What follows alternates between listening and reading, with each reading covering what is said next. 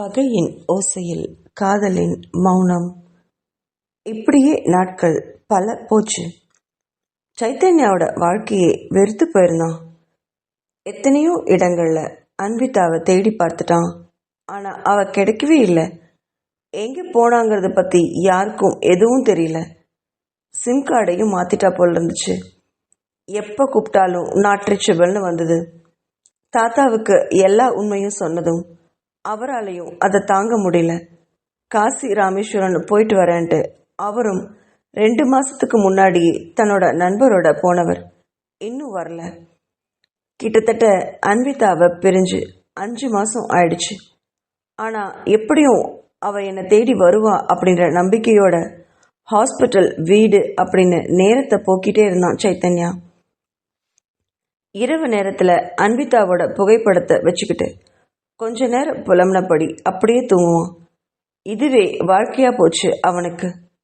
இடையில ரஞ்சினிய போய் பார்த்துக்கிட்டு வந்தான். இப்போ பாரிய பிரிஞ்சு ரஞ்சினி வாழ்றா.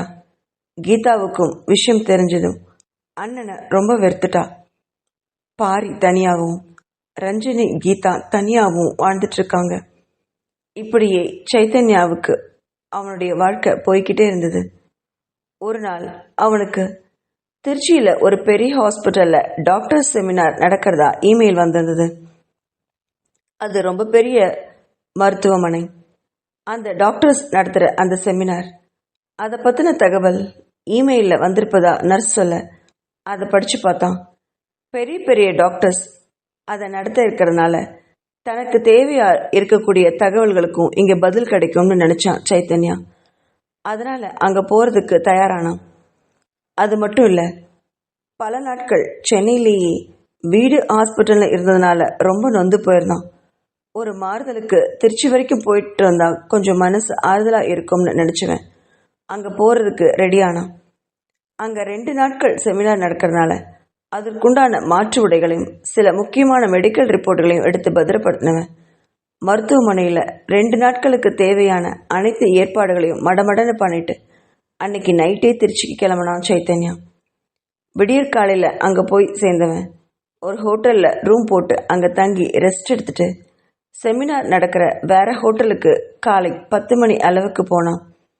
அந்த செமினார் பெரிய பெரிய பிரபலமான டாக்டர்ஸ் நடத்துறதுனால அந்த ஹோட்டலோட கீழ்த்தளம் முழுவதுமே அவங்க செமினாருக்கு யூஸ் பண்ணிட்டு இருந்தாங்க. செமினார் ஹால் ரொம்ப பெரியதாக இருந்தது. அதை நல்ல வசதியோடு கட்டியிருந்தாங்க. அந்த அழகை ரசிச்சபடியே உள்ளே வந்து உட்கார்ந்தான் சைத்தன்யா.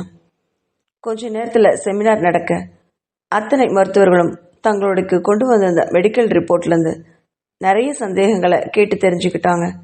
சைத்தன்யாவும் அவனுக்கு தேவையான சந்தேகங்களை கேட்டு தெரிஞ்சுக்கிட்டான்.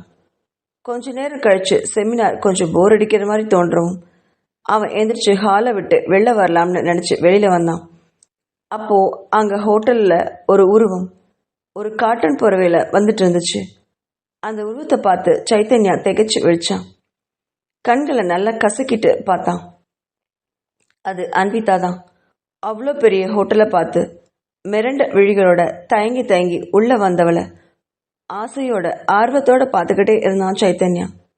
எவ்வளோ மாசம் ஆச்சு இவளை பார்த்து. ஆனால் அன்விதா சைத்தன்யாவை பார்க்கவே இல்லை. நேராக ஹோட்டலுக்குள்ள வந்தவ ரிசப்ஷனில் தன்னோட பெயரையும் முகவரியும் எழுதிட்டு செமினார் ஹாலுக்குள்ளே போனான். அதை சைத்தன்யா அவள் தெரியாம என்னன்னு பார்த்துக்கிட்டே இருந்தான். சைத்தன்யா ஒருவேளை அவ பார்த்தா அங்கிருந்து போயிடுவா அப்படின்னு நினைச்சான். அதனால அவ கண்ணிலேயே அவன் படலை. அவ ஹாலுக்குள்ள போனதும் நேரா ரிசப்ஷனிஸ்டம் வந்து அன்விதா எழுதி வச்சிருந்த முகவரியை நோட் பண்ணிக்கிட்டான். ஆனா அதுல அவளுடைய வீட்டு முகவரி இல்லை. அவள் பணிபுரியும் மருத்துவமனையோட முகவரி தான் எழுதியிருந்தா. ஆனாலும் சைத்தன்யாவுக்கு அது பெரிய நிம்மதியை கொடுத்துச்சு. அவளை பற்றி எதுவுமே தெரியாமல் இருந்தவன் சின்ன விஷயம் தெரிஞ்சதில் அவனுக்கு ரொம்ப சந்தோஷம்தான். பிறகு அவளுக்கே தெரியாமல் ஹாலுக்குள்ளே அவளை பின்தொடர்ந்து வந்தவன் அவளையே பார்த்துக்கிட்டு இருந்தான். டாக்டர்ஸ் நிறைய பேர் இருந்ததுனால சைத்தன்யா இருந்ததை அன்விதா கவனிக்கவே இல்லை. 2 நாட்களும் அடுத்து வந்த நாட்கள் 2மே அன்விதாவையே வைத்த கண் வாங்காமல் தூரத்திலிருந்து பார்த்துட்டு இருந்தான் சைத்தன்யா. 2 நாட்களுமே அழகான காட்டன் புடவையிலேயே வந்திருந்தா. அவனுக்கு பிடிச்ச புடவை. அவனுக்கு பிடிச்ச கலர். இதை எத்தனை தடவை அவன் கேட்டிருப்பான். தான் கூட இருக்கும்போது எத்தனை தடவை அவளை கெஞ்சி இருப்பான், ஒரு 4வது புடவை கட்டுன்னு. ஆனால் அப்பெல்லாம் கட்டாதவன் இப்போ வந்த 2 நாட்களுமே புடவையில தான் வந்தா. அழகான நீளமான கூந்தல், நெற்றியில் சின்ன பொட்டு, எந்த மேக்கப்பும் இல்லாமல் எவ்வளவு அழகா இருந்தா அவ. ஆனால் அவன் முகத்தில் ஏதோ ஒரு ஒலி. அது என்னன்னு அவனால் புரிஞ்சுக்க முடியல. அவளை பார்த்துக்கிட்டே இருந்தான். வந்த 2 நாட்களும் அவள் எங்கெல்லாம் உட்காராளோ அதுக்கு பின்னாடி வரிசையிலே உட்கார்ந்துட்டு இருந்தான். அவள் எங்கே போனாலும் பின்னாடியே போவான். சாயங்காலம் செமினார் முடிஞ்சதும் அவள் எங்கே போகிறான்னு பார்க்கறதுக்காக அவளை ஃபாலோவும் பண்ணான். ஆனால் அப்போ அவள் வீட்டுக்கு போகல, மருத்துவமனையே கதியாக இருந்தா. சரி, இப்போதைக்கு அவளை தொந்தரவு பண்ண வேண்டான்னு நினச்சி மறுபடியும் ஹோட்டலுக்கு வந்தான் சைத்தன்யா. 2 நாட்கள் கழிச்சு செமினார் முடிஞ்சதும் எல்லாரும் பிரிஞ்சு போக அனிதாவும் போனான். ஹோட்டலுக்கு திரும்பி வந்த சைத்தன்யா இப்போ என்ன பண்ணுறதுன்னு கொஞ்ச நேரம் யோசிச்சான். அப்புறம் ஒரு முடிவோட அடுத்த நாள் காலையில் அந்த மருத்துவமனைக்கு போனான். அங்கே நிறைய டியூட்டி டாக்டர்ஸ் வேலை செஞ்சுட்டு இருந்தாங்க. அதில் அன்விதாங்கிற பெயரை பார்த்து அவகிட்ட அப்பாயின்மெண்ட் வேணும் அப்படின்னு கேட்டு வாங்கிக்கிட்டு அவளுக்காக வெளியில் காத்துட்டு இருந்தான் சைத்தன்யா. நர்ஸ் அங்கே இருக்கிற சைத்தன்யாவை பார்த்து, சார் இப்போ நீங்கள் போகலாம் அப்படின்னா. கம்பீரமாக அவன் நடந்து செல்வதை பார்த்துக்கிட்டே இருந்தா அந்த நர்ஸ். இவர் என்ன பேஷண்ட்டா? பார்க்கறதுக்கு பேஷண்ட் மாதிரியே தெரியலையே, ஒரு பெரிய டாக்டர் மாதிரிலாம் இருக்காரு அப்படின்னு மனசில் நினச்ச நர்ஸ் அடுத்த பேஷண்ட்டை வரவும் அந்த கவனத்தை அங்கே செலுத்தினா. அன்விதாவோட அரைக்கதவை தட்டினபடி உள்ளே போனான் சைத்தன்யா. அவள் சேரில் உட்கார்ந்தபடி எதையோ எழுதிட்டு இருந்தா. மெதுவாக உள்ளே வந்த சைத்தன்யா அவளுக்கு எதிர்ப்புறம் இருந்த நாற்காலியில் உட்கார்ந்தான். அந்த அமர்ந்த ஓசை கேட்ட அன்விதா தனக்கு எதிரில் யார் இருக்காங்கன்னு கூட நிமிந்து கூட பார்க்காம, உங்கள் பேர் என்ன அப்படின்னு மட்டும் கேட்டா. என்னோட பேர் சைத்தன்யா அப்படின்னு கம்பீரமான குரலில் அவன் சொல்லவும் பெயர் எழுதிக்கிட்டு இருந்த அன்விதாவோட விரல் நடுங்க அப்படியே அந்த கை நின்றுச்சு. பெரிய அதிர்ச்சியோட அவன் நிமிர்ந்து பார்த்தா யாருன்னு. எதிரில் சைத்தன்யா உட்காண்டிருந்ததை பார்த்து திகைச்சு விழிச்சா. அவ கண்கள் பெரியதா விரிஞ்சுது. அதை 2 வினாடிகளுக்கு மேலே பார்த்துக்கிட்டே இருந்தான் சைத்தன்யா. அவ எதுவுமே பேசாம தவிச்சு போய் பதறி இருக்கவும் அதை உணர்ந்தவன், உன்னோட கண்ணை கொஞ்சமாக விரடி, நீ பார்க்கறத பார்த்தா உன் கண்ணுக்குள்ளேயே என்னை வச்சு முழுங்கிடுவ போல இருக்கு, முட்டைக்கண்ணி அப்படின்னு திட்டினான். அந்த குரலில் கடுமையை கண்டதும் பார்வை தானாக கீழே இருந்துச்சு. உங்களுக்கு உடம்புக்கு என்ன பிரச்சனை? ஏதாவது பிரச்சனையாக இருந்தால் சீக்கிரம் சொல்லுங்கள், நான் மருந்து எழுதி கொடுத்துட்டு அடுத்த பேஷண்ட்டை பார்க்குறேன் அப்படின்னு கொஞ்சம் தெளிந்த குரலில் சொன்னான். அவள் தொழிலில் ரொம்ப கவனமாக இருக்காளாம். அதை கேட்ட சைத்தன்யாவுக்கு கொஞ்சம் கோவம் வந்தாலும் அதை அடக்கினபடி நக்கலான குரலில் பதில் சொன்னான். உடம்புக்கு ஒன்றும் பிரச்சனை இல்லை டாக்டர் அம்மா, ஆனால் அப்படின்னு சொன்னவன் தன்னோட நெஞ்சின் பகுதியை கையை வச்சு அழுத்தினபடி, இங்கே தான் ஒரு ராட்சசி உட்கார்ந்துட்டு தினமும் என்னை சாவடிக்கிறா, எனக்கு அதுலேருந்து விடுதலை வேணும், எப்படியாவது அவளை இங்கேருந்து எடுத்துருங்க, இல்லை அவளை என் கூட அனுப்பிச்சுட்டேங்க அப்படின்னா. அதை கேட்டவளுக்கு பதில் சொல்ல தெரியாமல் தவிச்சு போனான். இந்த மாதிரி ட்ரீட்மெண்ட் எல்லாம் இந்த ஹாஸ்பிட்டலில் கொடுக்கறதில்ல சார், நீங்கள் வேறு ஹாஸ்பிட்டல் பாருங்கள், இப்போ நீங்கள் போகலாம் அப்படின்னு மருத்துவ குரலில் சொன்னான். ஏய் என்னடி கொழுப்பா, நானும் போனால் போகுதுன்னு பார்த்தா ரொம்ப நக்கலாக பேசிட்டு போகிறேன். நான் யாருன்னு உனக்கு நினைவிருக்கா இல்லையாடி? உன் கழுத்தில் தாலி கட்டியிருக்கேன், அதை அப்படியே தான் வச்சிருக்கியா இல்லை கழட்டி தூக்கி போட்டுட்டியாடி? எனக்கு வர்ற கோவத்துக்கு உன்னை 4 அறை விட்டு உன்னை வீட்டுக்கு கூட்டிகிட்டு போகணும் போல கையெல்லாம் பரப்பறாங்குது. ஆனால் இது நீ தொழில் நடத்துகிற இடம், அதனால் பல்ல கடிச்சிட்டு பேசாமல் இருக்கேன் அப்படின்னு சொன்னவன் தன்னோட பாக்கெட் இருந்த விசிட்டிங் கார்டை எடுத்து அவன் முன்னாடி வச்சான். இது நான் தங்கியிருக்கிற ஹோட்டல், அதில் ரூம் நம்பர் எழுதி போட்டிருக்கேன். மரியாதையாக சாயங்காலம் 6 மணிக்கு டியூட்டி முடிஞ்சோடனே அங்கே என்னை வந்து பார்க்குற நீ, இல்லை இப்படி தினமும் வந்து உட்காந்து உன்னோட பேஷண்ட்டை பார்க்க முடியாத அளவுக்கு ரொம்ப நேரம் உன்கிட்ட பேச வேண்டி வரும், அதை மட்டும் மறந்துடாத அப்படின்னு கடுமையான குரலை எச்சரித்தவன் அறையை விட்டு வேகமாக வெளியில் போனான். அவன் வச்சுட்டு போன விசிட்டிங் கார்டை கையில் எடுத்து பார்த்த அன்விதா இப்போ என்ன பண்ணுறது? அவனை பார்க்காம கண்டிப்பாக திருச்சியை விட்டு அவன் போக மாட்டான். ஆனால் இவனுக்கு எப்படி தெரிஞ்சுது தான் திருச்சியில் இருக்கிறது அப்படின்னு யோசிச்சவளுக்கு பளிச்சுன்னு அந்த நினைவு வந்துச்சு. ஒருவேளை டாக்டர் செமினார்ல இவன் கலந்துட்டு இருப்பானோ, தன்னை அங்க பார்த்துருப்பானோ அப்படின்னு நினைச்சவளுக்கு அதுதான் உண்மைன்னு புரிஞ்சுது. ஒரு பெருமூச்சோட விசிட்டிங் கார்டை பத்திரப்படுத்தினவ அடுத்த பேஷண்ட்டை பார்க்க ஆரம்பிச்சா. பேஷண்ட்ஸ் எல்லாம் பார்த்து முடிச்சோன்ன 6 மணிக்கு அவ கிளம்பு நேரமும் வந்தது. இனி சைத்தன்யாவை பார்த்துட்டு தான் வீட்டுக்கு போகணும். அவனை பார்க்காம இருந்தா அவனுடைய பிடிவாதத்துக்கு கண்டிப்பா தினமும் இங்க வந்து நிற்பான். அவன்கிட்ட தெளிவா சொல்லிடணும், இனி அவனுடைய வாழ்க்கையில தன்னுடைய வாழ்க்கை பயணம் இல்லைன்னு அப்படின்னு ஒரு வினாடி நினைச்சவ தன்னோட வயிற்றை தொட்டு பார்த்தா. என்ன மன்னிச்சுடா செல்லும் அப்படின்னு தன்னோட குழந்தைகிட்ட மனசார மன்னிப்பு கேட்டா அன்விதா. அவ திருச்சிக்கு வந்த புதுசுல ஒரு வீட்டை வாடகைக்கு எடுத்து பக்கத்துல இருக்கிற மருத்துவமனையிலேயே வேலைக்கு சேர்ந்தா. அவ வீட்டுக்கு பக்கத்திலேயே பிளே ஸ்கூல் டே கேரோட சேர்ந்ததுனால அவளுக்கு பெரிய பிரச்சனையிலேருந்து விடுதலை கிடைச்சது. அத்வைத் அதே பிளே ஸ்கூல்ல சேர்ந்துட்டான். பிளே ஸ்கூல் நேரம் முடிஞ்சதும் டே கேர்ல காத்துட்டு இருப்பான் அவளுக்காக. பணி முடிஞ்சதும் அத்வைத்தை அழைச்சிட்டு வீட்டுக்கு போவா அன்விதா. எல்லா இடமுமே நடக்கிற தொலைவில் இருந்ததுனால அவளுக்கு எந்த பிரச்சனையும் இதுவரைக்கும் வந்ததில்லை. கொஞ்ச நாள் கழிச்சுதான் தான் கர்ப்பமா இருக்கிறத உணர்ந்தா அன்விதா.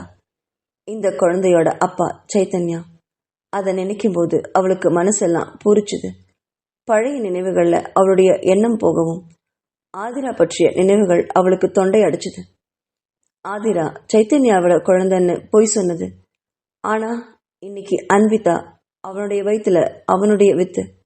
அதை நினைக்கும் போது அவளுக்கு வாழ்க்கையில இதை விட்டா வேற என்ன வேணும்னு தோணுச்சு. கடவுளே தன்னை மன்னிச்சிட்டது போல உணர்ந்தா. குழந்தைய பொக்கிஷமா பாதுகாத்தா. ஆனா அப்பவுமே சைத்தன்யா கிட்ட இந்த விஷயத்த சொல்ல அவளுக்கு மனசு வரல. ஆதிராவை நினைச்சது போல ஏதாவது தன்னோட விஷயத்திலையும் அவன் நினைச்சிட்டான். வார்த்தைகளை ஏதாவது விட்டுடுவானோங்கிற பயம் அன்விதாக்கு இருந்துச்சு. அதனால சைத்தன்யா கிட்ட சொல்லாமே இருந்தா. இப்போ சைத்தன்யா அவளை பார்த்ததும் தன்னோட வயிற்றுல குழந்தை இருக்கிறத அவன் கவனிக்கவே இல்லை. காரணம் அவளுக்கு நல்லாவே தெரியும். 5 மாசம் ஆகியும் அவ வயிறு மேடாகவே இல்லை.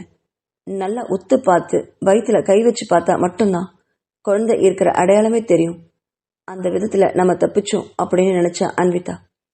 வயிறு மட்டும் தனியா தெரியக்கூடாது அப்படிங்கிறதுக்காகவோ என்னவோ இப்பெல்லாம் நல்ல காட்டன் சாரி எடுத்து உடுத்திக்கிறா. அதுவும் சைத்தன்யாவுக்கு குழந்தை இருக்கிறது தெரியாம இருந்திருக்கலாம். இதை பத்தி யோசிச்சவ உடனே டே கேருக்கு ஃபோன் பண்ணி தான் வர்றக்கு இன்னைக்கு லேட் ஆகும்னு சொல்லிட்டு குழந்தைய பார்த்து கொள்ளும்படி சொல்லிவிட்டு போனை வச்சா. பிறகு சைத்தன்யாவை தேடி அவனுடைய ஹோட்டலுக்கு போனா அன்விதா. ஹோட்டல் அறையில தன்னோட மனைவிக்காக காத்துட்டு இருந்தான் சைத்தன்யா. அவன் உள்ள வந்ததும் அவளை முறைச்சுக்கிட்டே நின்றுட்டு இருந்தான். அவன் எதுவுமே பேசல. அவனா ஏதாவது பேசுவான்னு கொஞ்ச நேரம் பொறுத்து பார்த்தா அன்விதா. அதுக்கப்புறம் பொறுமை மீறவும், இப்போ என்னை எதுக்கு இங்க வர சொன்னீங்க? வர சொல்லிட்டு இப்படியே பேசாம இருந்தா என்ன அர்த்தம்? என்னை இப்படி நிக்க வச்சு வேடிக்கை பார்க்கவா வர சொன்னீங்க அப்படின்னு கேட்டா. அதை கேட்டவன், ரொம்ப டயர்டா இருக்க போல இருக்கு, வாடி வா வந்து இப்படி உட்காரு அப்படின்னு தன்னோட படுக்கையில அவன் உட்கார்ந்தபடி அவளை பக்கத்துல உட்கார சொன்னான். அதை பார்த்தவ அவனை முறைச்சு பார்த்தா. இப்போ எதுக்காக இப்படி வந்து என்னை கஷ்டப்படுத்துறீங்க? நான் தான் உங்களுக்கு ஒரு லெட்டர் எழுதி வச்சுட்டு வந்தேன்ல, அதை விவாகரத்து பத்திரமா வச்சுக்கோங்கன்னு. நீங்க வேற கல்யாணம் பண்ணிட்டு சந்தோஷமா இருங்க, இனி என்னோட வாழ்க்கையில வராதீங்க, நானும் உங்க வாழ்க்கையில வரமாட்டேன் அப்படின்னு திரும்பி வேகமா நடக்க முயற்சி பண்ணான். அப்போ சைத்தன்யா ஓடி வந்து அவளுடைய கைகளை இறுக்கமா பிடிச்சு தடுத்து நிறுத்தினான். என்னடி விளையாடுறியா? ஒரு அறை விட்டேன்னு வச்சுக்கோ, பல்லெல்லாம் கழண்டு கீழே விழுந்துரும். இப்போ உனக்கு என்னடி பிரச்சனை? குழந்தையும் என்கிட்ட இருந்து பிரிச்சுட்டேடி பாவி. அப்படி நான் உனக்கு என்னடி பாவம் பண்ணேன் அப்படின்னு கேட்டான். அந்த கேள்விக்கு பதில் தெரியாம விழிச்சபடி மறுபழக்கம் திரும்பி நின்னா அன்விதா. எனக்கு உங்க கூட வாழ இஷ்டம் இல்லை, அவ்வளவுதான் அப்படின்னு சொன்னவகிட்ட. ஓ சரி, அப்படி உனக்கு இஷ்டம் இல்லைன்னா நான் கட்டின தாலியை மட்டும் ஏன் வச்சிட்டு இருக்கே, அதையும் கழட்டி கொடுத்துரு அப்படின்னா. அந்த வார்த்தையில அதிர்ச்சி அடைஞ்ச சைத்தன்யாவை பார்த்தா அன்விதா. உனக்கு தான் என் கூட வாழவே இஷ்டம் இல்லையேடி, அப்புறம் எதுக்கடி அதை மட்டும் கட்டிட்டு இருக்க, கழட்டி குடுறி அப்படின்னா தன்னோட கைகளை நீட்டினபடி. அவளால எப்படி அதை கழட்டி கொடுக்க முடியும் அப்படின்னு நினைச்சவ சைத்தன்யா கிட்ட இருந்து கொஞ்சம் விலகி நின்னா. அவ விலகி நிக்கிறத பார்த்து கோபம் அடைஞ்சவன், இப்போ நீ எதுக்கு என்னை விட்டு இப்படி விலகி போகிற? எனக்கு பதில் தெரியணும், சொல்லிட்டு போடி. எனக்கு உன் கூட வாழ இஷ்டம் இல்லை, அவ்வளோதான். அதாண்டி ஏன் கேட்குறேன் அப்படின்னு கேட்டான். என்னை நீங்கள் காதலிக்கவே இல்லை அப்படின்னு சொன்னான். ஏண்டி, என்ன நீ காதலிக்கவே இல்லையா? என் கூட பழகினதெல்லாம் பொய்யா? நான் உடம்பு சரியில்லாமல் படுத்தப்போ எனக்காக உனக்கு பார்த்த மாப்பிள்ளையே மறுத்துட்டு என்ன கல்யாணம் பண்ணிட்டியே, அது ஏண்டி? என்ன காதலிக்காம என் கூட பணத்துக்காகவா என்ன கல்யாணம் பண்ணிக்கிட்ட அப்படின்னு கேட்டான் சைத்தன்யா. அதை கேட்டவளுக்கு ஆத்திரம் பத்திக்கிட்டு வந்தது. தோ இப்படி பேசுறீங்களே, இந்த வார்த்தைக்கு பயந்துதான் உங்களோட வாழ மாட்டேன்னு சொல்றேன் அப்படின்னா. அவனுக்கு எதுவும் புரியாம, என்னடி சொல்ற, எனக்கு ஒண்ணுமே புரியலையே, புரியுற மாதிரி சொல்லி தொலை அப்படின்னா. நீங்க என்ன கோவம் வந்தாலும் உடனே உங்க பணத்துக்காக தான் நான் உங்களை கல்யாணம் பண்ணிட்டேன்னு அடிக்கடி சொல்றீங்க. ஆதிராவோட உண்மையான விஷயம் எல்லாம் தெரிஞ்சதுக்கு அப்புறம் நீங்க மறுபடியும் ஆதிரா மாதிரியே என்னையும் நினைக்க மாட்டீங்கன்னு என்ன நிச்சயம்? அப்படி நினைச்சீங்கன்னா என்னால உயிரோடவே இருக்க முடியாது, நான் செத்து போயிடுவேன்னு கதறி அழுதா. அதை கேட்டவன் சிலை போல நின்னான். அவ அழறத கொஞ்ச நேரம் பார்த்துட்டு இருந்தவன் அவளை வேகமா பிடிச்சு வந்து தன்னோட மார்போட இழுத்து அணைச்சுக்கிட்டான். அவனுடைய மார்புல விழுந்தபடி கதறி அழுதா அன்விதா. நீ என்ன லூசாடி? ஆதிராவும் நீயும் ஒன்னாயிடுவீங்களா? உனக்கு பைத்தியம் பிடிச்சிருக்கா? நான் எப்படி அப்படியெல்லாம் நினைப்பேன்? நீ என்னோட உயிரடி, உன்னை போய் நான் எப்படி அப்படி நினைப்பேன்? ஆதிராவுக்கும் உனக்கும் ஏணி வச்சா கூட எட்டாது. நான் உன் கூட எவ்வளோ நாள் இருந்திருக்கேன், உன்னை பத்தி எனக்கு தெரியாதா? என்கிட்ட இது வரைக்கும் ஒரு சின்ன நகை கூட உன் வாயால கேட்டு வாங்கினதே இல்லை. எனக்காகவே உன்னோட வாழ்க்கையை இழந்து நிற்கிறியே, உன்னை எப்படி நான் தப்பா நினைப்பேன்? என்னை புரிஞ்சுக்கிட்டதே நீ அவ்வளோதானா அப்படின்னு கேட்டான். அந்த வார்த்தைகள்ல நெகிழ்ந்து போனா அன்விதா. அவனை இறுக்கமா கட்டி பிடிச்சுக்கிட்டா. அவனும் அவளை இறுக்கமா கட்டி அணைச்சுக்கிட்டவனுக்கு ஏதோ ஒன்று உறுத்த அவளை விட்டு விலக்கி நிறுத்தி அதிர்ச்சியோட அவளை மேலும் கீழும் பார்த்தான். அவனுடைய பார்வையில முகம் சிவந்து தலை குனிஞ்ச அன்விதா. அதை கண்டவனுக்கு விஷயம் ஊர்ஜிதமாக அவனுடைய வயிற்றுல மெல்லமா தன்னோட கையை வச்சு பார்த்தான். அதுல வெக்கப்பட்ட அன்விதா அவனுடைய கைகளை தட்டிவிட பார்த்தா. ஏய் சுமாரடி அப்படின்னு சொன்னவன் அவனுடைய சேலையை விலக்கி தன்னோட இரு கைகளையும் அவனுடைய வயிற்றுல வச்சு பார்த்தவனுக்கு கிட்டத்தட்ட 2 நிமிஷம் அந்த கையை அவன் விளக்கவே இல்லை. அதுல துடிச்ச அவனுடைய உயிர். அதை பார்த்ததும் அவனுக்கு உடலெல்லாம் புல்லரிச்சது. அவனால அந்த சந்தோஷத்தை தாங்கவே முடியல. தன்னோட மனைவியை ஆர்வத்தோட பார்த்தான் சைத்தன்யா. அவனுடைய பார்வையில வெக்கப்பட்டு தலை குனிஞ்சு முகம் சிவந்து நின்னா அன்விதா. அவனால அந்த உணர்வை தாங்க முடியல. அவளை மேலும் இறுக்கமா கட்டிக்கிட்டு அணைச்சுக்கிட்டான். அன்விதா, எவ்வளவு பெரிய விஷயத்த என்கிட்ட இவ்வளவு நாள் மறைச்சிட்டியே, இதெல்லாம் உனக்கே நியாயமா இருக்கா? ஏண்டி இப்படி எல்லாம் பண்ற? என்னோட குழந்தையோட நாடி திருப்ப முதல்ல நான் கேட்கும்போது எனக்கு எப்படி இருக்கு தெரியுமா? இத்தனை நாளும் இதை என்கிட்ட இருந்து மறைச்சிட்டேடி. நான் உனக்கு என்னதான் பாவம் பண்ணேன் அப்படின்னு புலம்புனபடி அவளை இறுக்கி கட்டி பிடிச்சுக்கிட்டான். என்னை மன்னிச்சிடுங்க, என் அக்கா மாதிரி தான் நானும்னு நினச்சி என்னை வெறுத்துடுவீங்களோன்னு பயந்துட்டேன். அக்காவுக்காக சப்போர்ட் பண்ணி தான் உங்ககிட்ட வந்தேன்.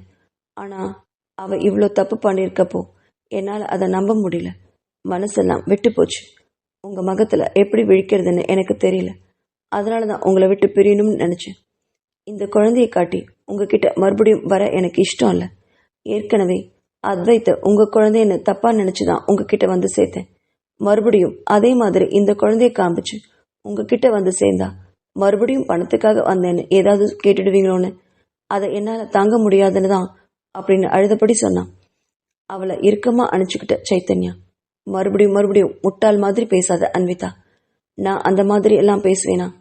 அத்வைத் என்னைக்கு இருந்தாலும் என்னோட குழந்தை தான். ஆதிரா பண்ண தப்புக்கு குழந்தைய தண்டிக்கிற அளவுக்கு நான் கொடூரமானவன் இல்லை.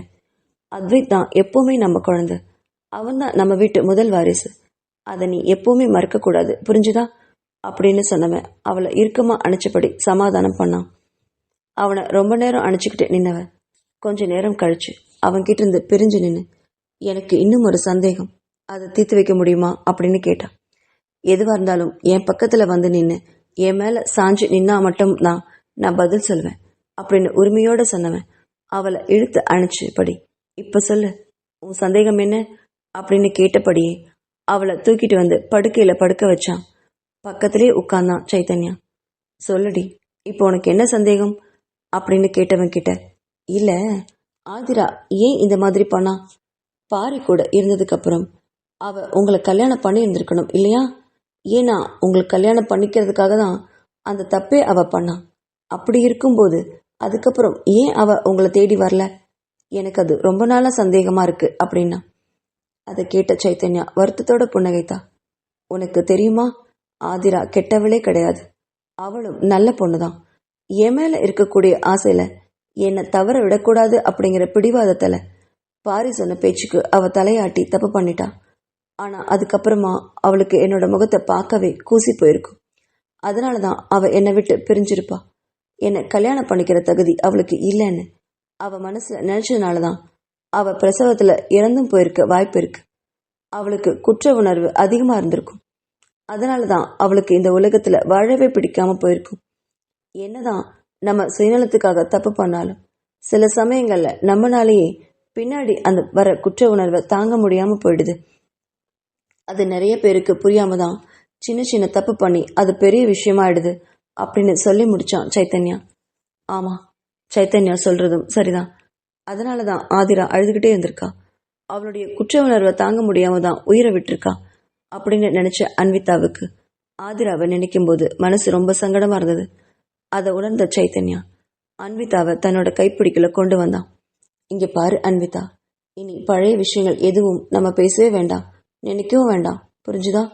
இனி நம்ம வாழ்க்கை நான், நீ, அத்வைத், இப்போ உன் வயிற்றுல வளர குழந்தை, அது மட்டும்தான். இதுதான் நம்மளுடைய குடும்பம், இதுதான் நம்மளுடைய வாழ்க்கை. சந்தோஷம், நிம்மதி எல்லாம். இதை மட்டும் எப்போ மனசுல நிறுத்திக்கோ. எந்த காரணத்தை கொண்டும் இந்த விஷயத்தை வச்சு யாரும் யார் மனசையும் கஷ்டப்படுத்தவே கூடாது, புரிஞ்சுதா? அப்படின்னு பொறுமையா விளக்கினா அவனுக்கு. தன் கணவனை பெருமையா பார்த்தவ அவனை இறுக்கமா கட்டி பிடிச்சுக்கிட்டா. அவனும் கட்டி அணைச்சபடி, இன்னைக்கு மட்டும் இல்லை, இனி நம்ம சாகிற வரைக்கும் எப்பவும் பிரியவே கூடாது. எதுவா இருந்தாலும் ஒருத்தரை ஒருத்தர் பேசி புரிஞ்சுக்கிட்டு நம்மளுடைய வாழ்க்கைய நல்லபடியா வாழணும், புரிஞ்சுதா? அப்படின்னு சொன்னவன் கணவன் பார்வையில அவளை நெருங்க ஆரம்பிச்சான் சைத்தன்யா. இனி 2 பேரும் பிரியாம நல்லபடியா வாழணும்னு நாமும் அவங்கள வாழ்த்தி விடை பெறுவோம். நன்றி.